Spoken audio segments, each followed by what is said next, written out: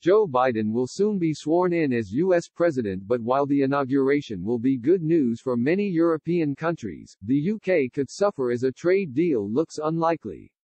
Against all odds, this month, Prime Minister Boris Johnson secured a trade agreement with the EU after 9 months of fraught negotiations. During a press conference in Downing Street on Christmas Eve, Mr. Johnson declared Britain had secured its negotiating objectives. He said, "We have taken back control of our laws and our destiny.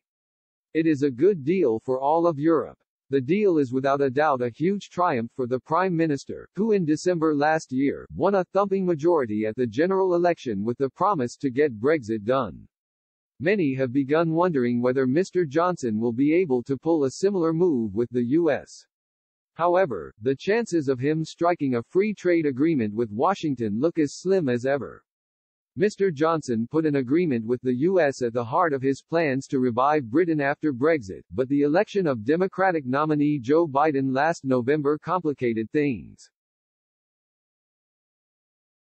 In an exclusive interview with Express, Alan Winters, director of the Trade Policy Observatory at the University of Sussex, revealed why the Prime Minister will almost certainly fail to deliver what he promised.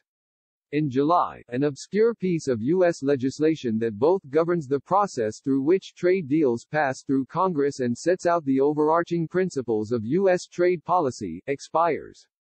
When protected by that legislation, known as the Trade Promotion Authority, trade deals are effectively fast-tracked through the U.S. Congress with lawmakers unable to make substantial changes or amendments to the text of the deal.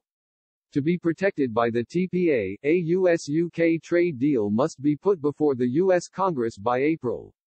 If that deadline is missed, the deal will either be put before Congress without the fast-track protections offered, and risk being bogged down in disputes, or UK officials could wait for a fresh TPA to be negotiated.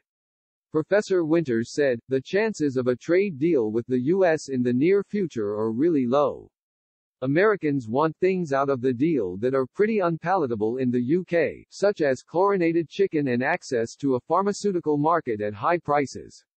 Basically all things that the UK government has already said it cannot give."